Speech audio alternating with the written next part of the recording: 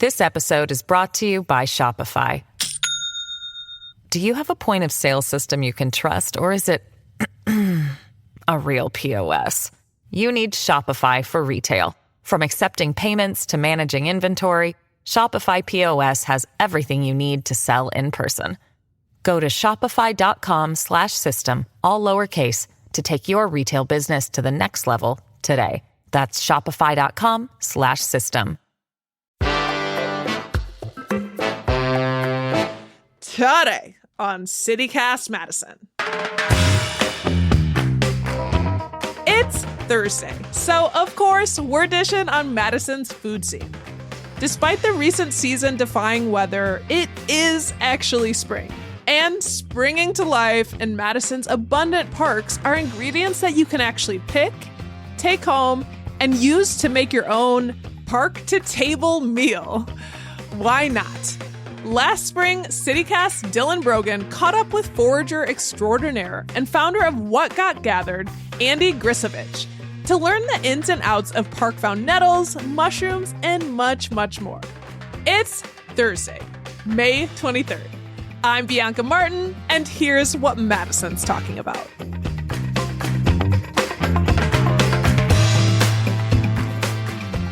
Andy, thank you for joining us today.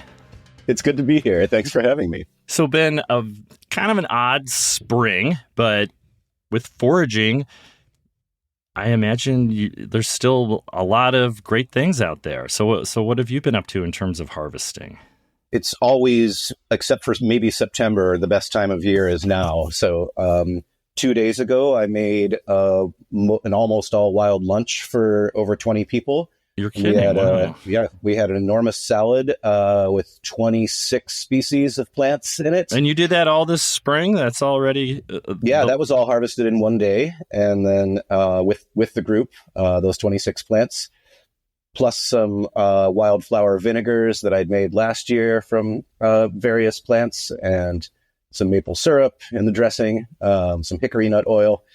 Yeah, and then there was simple stinging nettle soup with a stock made from a bunch of plants that are perfect right now, and some dried mushrooms, and then some latkes or latkes, apparently they're both correct pronunciations, made from wild parsnip with some wild onion, and a few sauces, mostly made with stuff that's in season right now. So there's just a ton. It's like before anything shows up at the produce department that's local, or anything shows up at the farmers markets that's local, there's an abundance of like incredibly delicious, incredibly nourishing greens out there. Well, the one that you just said that caught my ear was stinging nettle soup, you said? Oh, yeah. What does that taste like? Nettle is to die for. It's kind of oceanic, so it's got like almost a seaweed aspect to it. It's rich, it's dark, like incredibly flavorful. So like salty? Is that what you mean by ocean? It's got a little bit of salty to it, but it's more like that kind of deep green that you associate with like an ocean plant or something. Like it would go well. I haven't done this yet, but we will in the next couple of weeks make crab cakes and nettle cakes to go on top of each other. Wow. And I think it'll be a perfect pairing. This is all gourmet food. It's astonishing how good it is. But nettles are like gourmet stuff. That sounds like a good pro tip, though. I mean, they're called stinging nettles for a reason. Right. Do you have to wear gloves? A lot of people do. I do it barehanded because it's faster. And you only get stung if you brush your fingers or the back of your hand against the stinging hairs. Oh. So, you figure out where to put your hand so you don't do that, and then just snap off tops of nettles. And pretty easy to do with no sting. I don't mind the sting that much anyway, but it's nothing like a poison ivy rash or something really horrible of that kind. But yeah, you can use scissors, you can use gloves. And you must have to cook it in some way. You do have to cook it. Well, you could, if you wanted to eat them raw, you could blend them or dry them. And basically any processing gets rid of the stingers, dismantles them. So we actually put some raw in the salad, just massaged them in the olive oil and or hickory nut oil, and that dismantled the sting pretty nicely. But generally, yeah, you cook them. You'll find in a lot of books, they'll say, oh, drop into boiling water. That's a waste. Like you just wash them, put a lid on your pan, steam them, and that's enough to render them harmless. Or in this case, they go into a soup stock and get blended briefly. Wow. One of the foraging foods that I feel like is very coveted in around town are morels. Oh, yeah. So I'm looking forward to that. I've stopped being obsessed with finding them over the last few years, even though they are about my favorite thing on the planet. I just found myself wandering around desperately looking last year and be like, why am I stressing myself out? I know I'll eat some. Well, what's the trick, though, for finding them? The trick is to not look everywhere. Okay. So there are tips and tricks, like they like dead elms, they like aspens, they like apples, look in old farm fields, sandy places near water. And those are all true, but I feel like really the way that I find them is just by keeping my eyes open and waddling around like a duck, low to the ground, pulling garlic mustard and not trying too hard to see the mushrooms. I feel like plants you can search for, and in my experience, mushrooms have to show themselves to you. So you just have to be kind of open and ready for them. I never find much until I'm giving up and going back to the car, and that's always when I end up being 2 hours late to get home. So morels, and then what'll come up at the same time or come out of logs are pheasant backs, which are often thought of as the morel hunter's consolation prize, also known as dryad's saddle. They are undersung because they get very tough once they get bigger than like a silver dollar or something like that, if anyone remembers the existence of silver dollars. But even then, they're great as a soup stock mushroom. But before that, they're fantastic, sliced thin and fried until like golden brown. They have a distinct cucumber watermelon rind aroma, and they're everywhere. They're very, very easy to find. So anytime you're out morel hunting, look for the pheasant back. And if you get them young, then you're in for a treat that's not a treat like a morel, but is pretty good.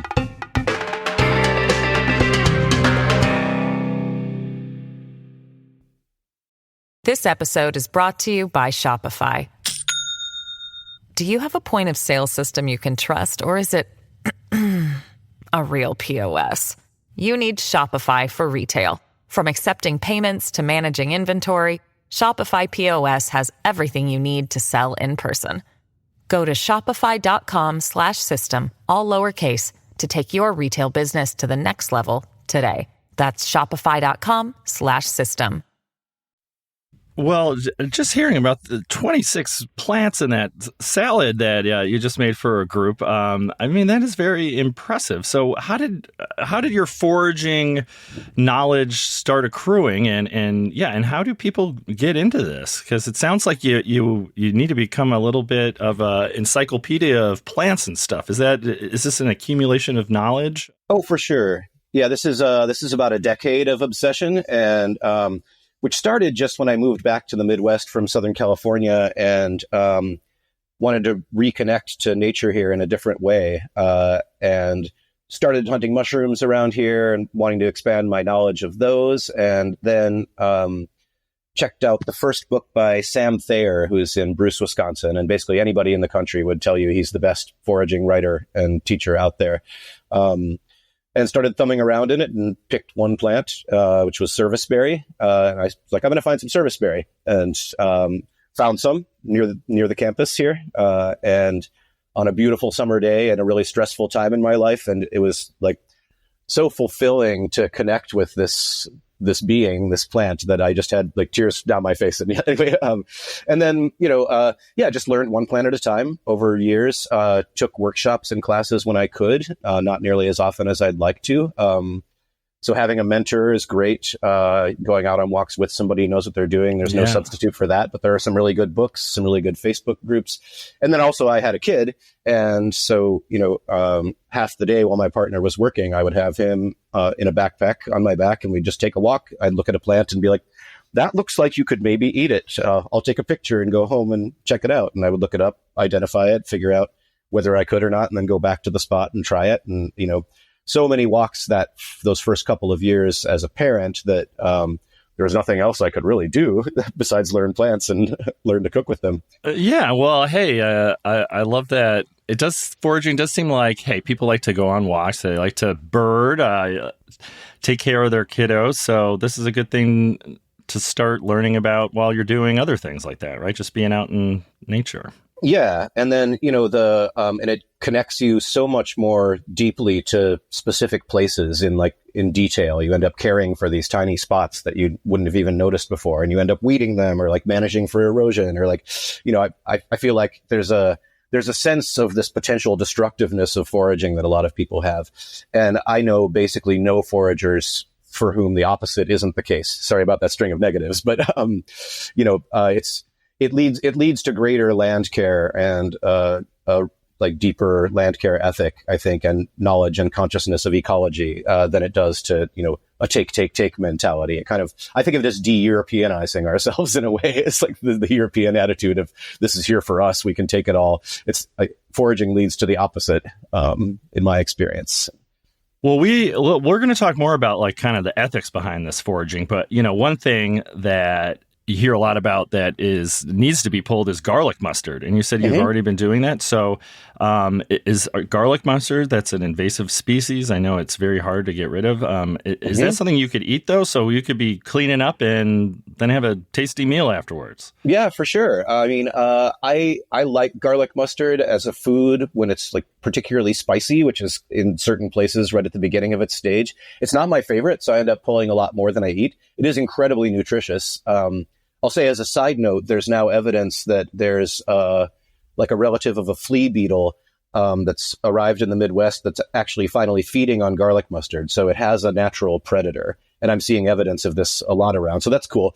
The one that I eat more that also people pull that's a little bit less well known, but is kind of like number 2 in parks and restoration areas around here is Dame's Rocket. So if you walk around parts of the Arboretum or basically almost any piece of woodland in Madison, you'll see, as soon as the snow melts, tons of these rosettes, rosette being like an outward growing circle of leaves, of bright green leaves that have been green under the snow for ages. And you'll just see tons of it. And that's all Dame's Rocket. It's in the mustard family. It was also introduced by Europeans.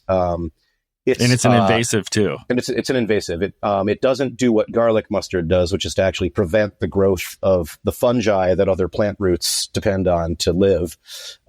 But it just makes a huge amount of itself and crowds out other plants. And you'll see it in the summer. It'll be in early midsummer. It'll be a sea of these beautiful little pink, purple, and white flowers. All Dame's Rocket. What do you do with that? Do you just eat the petals or the stems or the leaves and the flower stalks and then the flower petals? They have like a very mildly spicy flavor, no bitterness, a little bit sweet. The greens I pretty much cook. You can eat them raw, but with garlic mustard, if you pull it out of the ground, you're going to get everything dirty. And I'm a spoiled forager. I want to pick everything clean. Like I want it to be like it comes off the produce shelf. I eat this stuff every day. I don't want to bother like washing it 17 times anymore. So it's one reason I don't eat much garlic mustard, because pulling it gets it dirty. Pulling Dame's Rocket, it's a huge sheaf of leaves. You just pull the root out, cut the root off, and you've got this, a half gallon of clean greens in your hand, and you can cook that at home and, cook enough to stock your freezer with it if you want wild greens in the winter, very easily. It's a nice eating one, and easier to get rid of, I think, probably too. Well, you mentioned you saw those at the Arboretum. Now, good for the Arboretum people, but they can be a little rule heavy, and I'm guessing they don't want you to just pick whatever there. So how do you navigate that in terms of the Arboretum's one thing, but in local parks or any other spot where it's okay to forage? I mean, what's the legality behind this? Right. Good question. Yeah, I don't forage in the Arboretum. I'll say that I pull Dame's Rocket there along but the trail they probably side. don't mind that. I don't know. I mean, they are really rule heavy. They probably don't want anybody except people who are officially approved to even get rid of an invasive for them. So, you're doing them a favor. So we'll let this one I think slide, so too. Andy. So, and I do, and I appreciate the ethical drive behind their rule drivenness, if I may think that the rule drivenness is a little bit over the top. And again, for the reasons that I said before, that I think there's this idea that humans, if they touch nature, destroy it. And that's kind of behind that. But to your question, the city parks have no official policy on foraging. So you want to forage in the city parks, just get to know them and figure out if anything's been sprayed over the last X number of years, whatever is the number of years you feel comfortable interacting with the plant in a spot that's had some herbicide applied to it. For me, that's like 5 years. I don't want to pick from any ground with herbicide on it, within 5 years of the time that I've seen that happen. That's my personal rule. There's no real rule. Well, okay, so that's another concern about foraging is how do you know when those pesticides have been applied and when they haven't been? You don't until you get to know a spot, or you know a spot well enough to know, like, for example, one of the county parks that I frequently forage at. I actually am not sure if I'm technically allowed to do it there, but I've done it in front of park rangers for years, numerous times. So some people will look the other way. Like that county park I know is like a relatively neglected one, or has generally been, which means they're not trying to do a whole bunch of restoration work or get rid of too many invasives. And that means no spray in most parts of the park. But there are a couple spots that I know have been sprayed, and I just don't gather anything from those places. And I know that because I've been there over and over and over again. Neighborhoods, if you know your neighborhood, there will be little easements. There will be, side of the bike path. There might be spots that they've sprayed for something. But if you're on the bike path all the time, you see the signs when they're posted. They're legally obligated to post signs for at least the first couple of days after an herbicide application. And then you just eventually start to get a sense of like, well, this is way, way off trail in a place that's not being managed much. So there's no way that anybody has done anything here. It's just knowledge and experience, really. Legality wise, the county parks vary. And the state parks have pretty stringent rules about what you can take and what you can't. And they allow for, mushrooms, fruits, invasive plants, and a couple of other things. So there's plenty in some of the state parks as well. But part of this too is like wild ramps. I know those are a tasty treat, but they're easily over harvested too. So part of foraging is really being a good steward of the land, right? Yeah, for sure. And ramps are a nice example. So when I do my walks, my initial address of sustainability starts by pointing out that most of like those 26 species of plants we had in the salad, 24 of them you would consider weedy, meaning like they can take a really heavy harvest. They could probably take heavy repeated harvests in the same season, though I don't do that. You would have to try to eradicate them by uprooting them or treating them really roughly or by spraying them. Ramps are an exception, and so are a number of other plants that I forage for. Ramps develop slowly, reproduce slowly, quicker than a lot of people think by bulb division under the ground, and then slowly by seed. On the other hand, there's a lot of ramp shaming that goes around. So if you're on the Facebook, ramp shaming, what is that? So, well, if you're on the Facebook foraging groups, which are fantastic in general at this time of year, you'll see anytime anybody has dug up ramp bulbs, unless it's on their own private land, people will pretty much jump down their throats and say, no, just take one leaf from each plant. You're killing the plant population, etc. And that is ecologically ignorant. It's actually the case that it depends on the plant population. So I have, maybe 15 clumps of ramps growing in my backyard. I don't eat them, or I might, I let the kids nibble a leaf or something. On the other hand, I have a friend with private land where there's a football field of dense clusters of ramps. And if you just let them go and don't dig any out, they're going to choke themselves out and the population will dwindle. So you actually need to dig some bulbs out from the center of a dense clump. And what you do is you take the biggest ones and take those home to eat, and you take the smallest ones, you move them out to the edges of the cluster and help spread out the population and make some room for the ones in the spot that you dug to reproduce. It's the same with a plant called trout lily that is a beautiful spring ephemeral. If you have a really, really dense, huge cluster of trout lilies, they actually need to be dug. And then the same thing. Grizzly bears used to do this to a relative of that plant in the West when there were more grizzly bears. They would just dig and they would throw them around, spreading them out and thin them so that they could actually reproduce it efficiently. And, we do this in gardens. We do this in our homes. Like we prune, we thin, why would it be any different for wild plants? Well, we'll see how the foraging community receives this, Andy. I think you're going out on a limb here, but it does seem like, there's a good and a bad way to do a lot of this foraging is what I'm hearing. So is there any particular spots that around Madison that you think would be good to start learning this craft? Oh, I mean, spot wise, just about anywhere. And it depends if you want to identify but not pick, then go to the Arboretum, go to the Lakeshore Nature Preserve, like go to the places that are abundant and diverse, but, where you're not actually supposed to harvest anything. Yeah, I mean, otherwise, like any patch of woods around here that isn't completely overtaken by garlic mustard and Dame's rocket and honeysuckle and buckthorn, all the prime invasives that kind of choke everything else out. Like take a walk at Hoyt Park, where I have a side gig as conservation ranger. It's a city park. You can nibble things there. There's a lot of work done to restore stuff, so treat it gently. I don't want to advertise that people should go and do a mega harvest of anything there, but you could learn a lot of plants. You could taste a lot of things. Eat a leaf of something once you've got it. Well, you've mentioned a lot of weeds in that, and are those like, so there's lamb's quarters and dandelion and stuff, and is it purslane or purslane? Purslane. I mean, do those actually taste good? Do you have to do anything to make them taste good? Well, some of them, yeah. Lamb's quarters, you don't have to do anything to make them taste good. I don't like to eat them raw. They do to your teeth what raw spinach does to your teeth, make them feel kind of chalky sometimes. But they're basically spinach, a fantastic, delicate baby spinach, really mild. Purslane is delicious, has like a lemony flavor, like a really nice, like light crunch. And you can eat that raw. You can stir fry it. You can pickle it.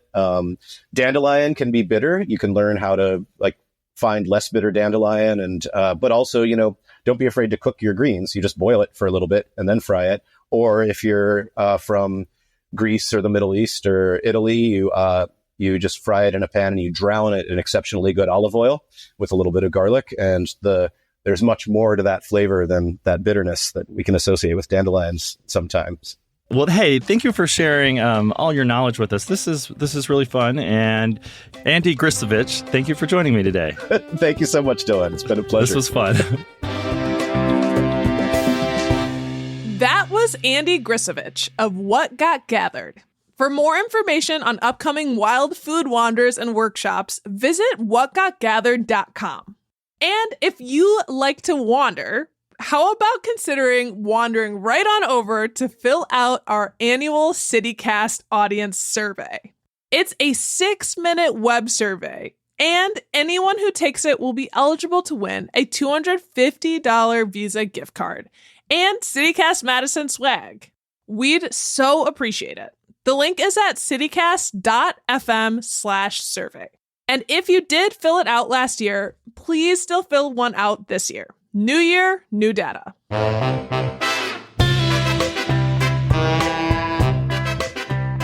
That's all for today here on CityCast Madison. I'm Bianca Martin. If you enjoyed the show, why not share this episode with someone you'd like to wander with? We'll be back tomorrow morning with more stories from around the city. Until then, go have fun, be free,